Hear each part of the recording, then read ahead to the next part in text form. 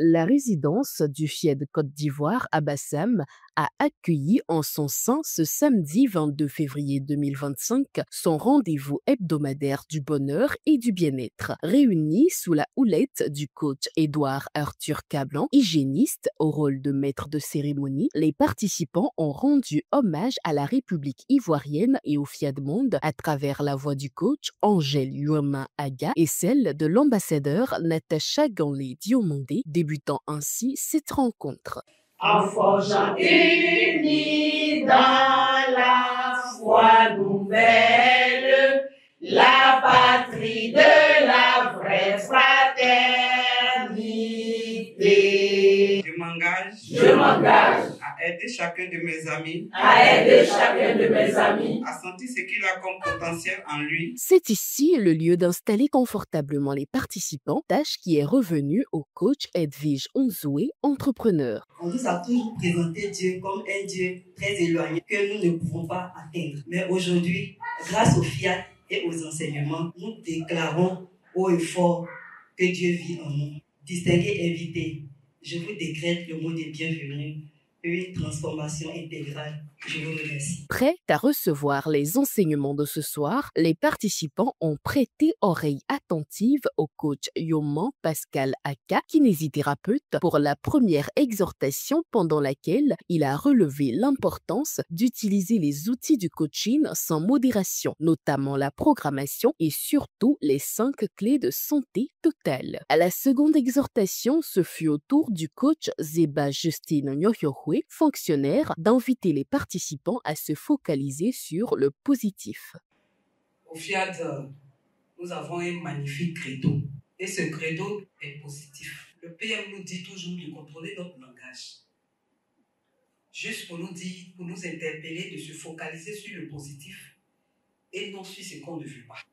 Nous avons des fréquentations qui nous font du bien, qui nous apportent beaucoup. L'environnement dans lequel nous vivons, l'environnement dans lequel nous travaillons. Soyons concentrés, focalisés sur le positif. Vraiment, j'étais là ce soir pour nous exhorter à nous focaliser plus sur la positivité. Le message du jour intitulé « Dieu dit toujours oui » a été ensuite décortiqué par le coach Roland Perret, cadre de banque. Tout ce que nous disons, Dieu lui dit toujours oui. Ce qui sort de notre bouche, c'est l'expression de Dieu. Et Dieu ne peut pas renier la parole qu'il nous a donnée. Et donc, elle s'accomplit. Est-ce qu'il est possible à un forgeron de dire à son marteau de ne pas aplatir le fer quand c'est son fils qui tient le marteau? Est-ce qu'il est possible pour vous de dire au feu de ne pas cuire ce qu'il touche si c'est l'enfant qui allume le feu ou c'est l'enfant qui manipule le feu? Certaines choses sont déjà avec la puissance qu'elles sont. Ce n'est pas simplement dans nos mots que nous nous exprimons. Nous nous exprimons au-delà de la parole par notre pensée. Même si nous ne disons rien, dans notre pensée, nous exprimons quelque chose. Dieu dira toujours oui à l'expression que nous faisons. Dieu dira toujours oui au comportement que nous lui présentons. Parce qu'il nous a donné la force et le pouvoir d'agir par la parole et par notre comportement autant que nous le pouvons, autant que nous le voulons.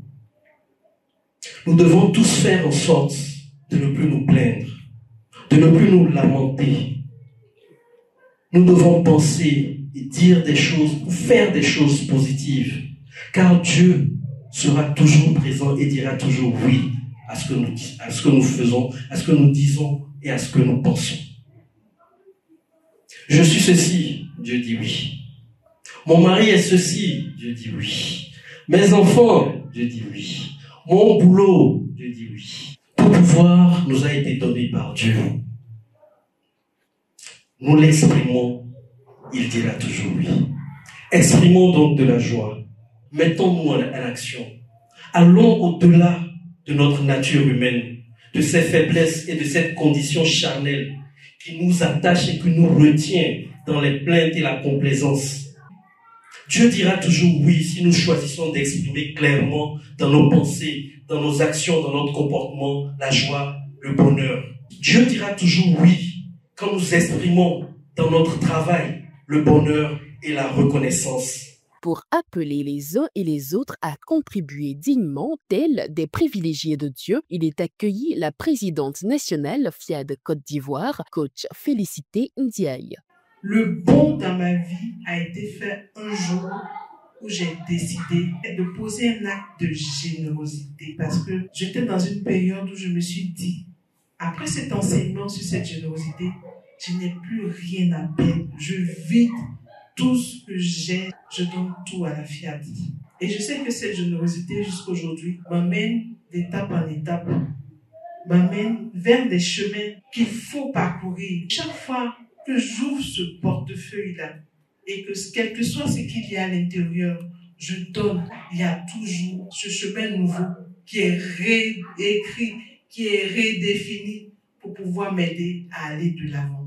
La soirée débouche maintenant sur l'atelier de programmation conduit par le coach Marguerite Niaye-Irité, hôtelière à la retraite. Je proclame mon héritage divin. Je proclame mon héritage divin. Je proclame mon héritage divin. Enfin, les participants ont partagé un moment de convivialité lors du dîner spécialement concocté pour eux avec en bonus la coupure du gâteau. J'ai beaucoup appris et ça m'a beaucoup émerveillée. Parce qu'il y a beaucoup de choses que je ne savais pas. Et la manière de parler, la puissance de la parole, tout ce qui sort de ma bouche, Dieu agrée cela.